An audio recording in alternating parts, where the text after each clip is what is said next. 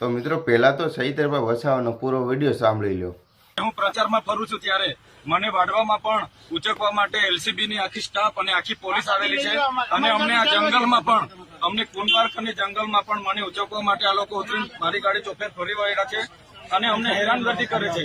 આજે મારી સાથે આખો કાફલો છે એટલે આ લોકો સક્સેસ નથી થયા, પરંતુ ભાજપના ઇશારે એલસીબી અને આખી પોલીસ મને ઉચકવા માટે અહીં આવેલી છે। એટલે તમામ ડેડિયાપાડા શાકબારાની જનતાને વિનંતી કરું છું, આ ભાજપની સરકાર ગુંડાગુર્દી પર ઉતરી આવેલી છે।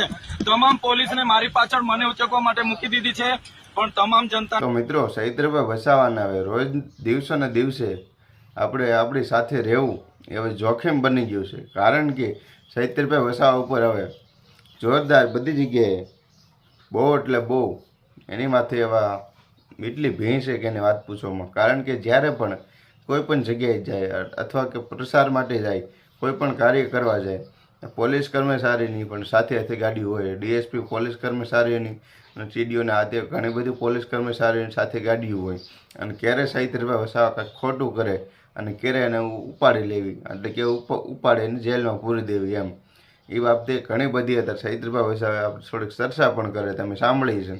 તો અત્યારે સહિતરભાઈ વસાવાને લઈને ઘણા બધા મિત્રો અત્યારે એવા વિડીયો વાયરલ છે ને કે તમે વાત જ પૂછોમાં। કારણ કે અત્યારે ભાજપ સરકાર કે મને પૂરો ટાર્ગેટ કરીને બેઠી છે કે ક્યાંને ક્યારે ઉપાડી લેવી। તો મિત્રો તમે શું કહેવા માંગો છો? વિડીયોની કમેન્ટ બોક્સની અંદર બતાવજો, સહિતરભાઈ વસાવા હાચા કે આ ભાજપ સરકાર હાચી? મને તો મિત્રો સહિતરભાઈ વસાવા હાચા લાગે છે, કારણ કે આપણો ભ્રષ્ટાચાર અને બધું સારી કાર્ય કરે છે અને ભ્રષ્ટાચાર જ્યાં પણ જગ્યાએ થતું ભાજપનું અથવા કોઈ પણનું તો એને અટકાવે છે। તો ભ્રષ્ટાચાર માટે સહિતરભાઈ વસાવા જે આ પગલું ઉઠાવ્યું છે તો તેને લઈને બધા લોકોને નડે છે। તો સહિતરભાઈ વસાવા એમ કહે છે કે હું જે કરી રહ્યો છું બધાને નડે છે અને એ બાબતે જ મને વારંવાર જેલની અંદર આછા અને ખોટા કેસ કરી મારી માથે કાયદા કાનૂન લગાડી અને કાયદા આવા લગાડી આછા ખોટા અને મને જેલની અંદર પૂરી દેવામાં આવે છે। તમારે મિત્રો શું કહેવું છે? વિડીયો ઉપર કમેન્ટ કરીને બતાવજો અને ચેનલ પર નવા હોય તો મિત્રો સબસ્ક્રાઈબ કરી દેજો।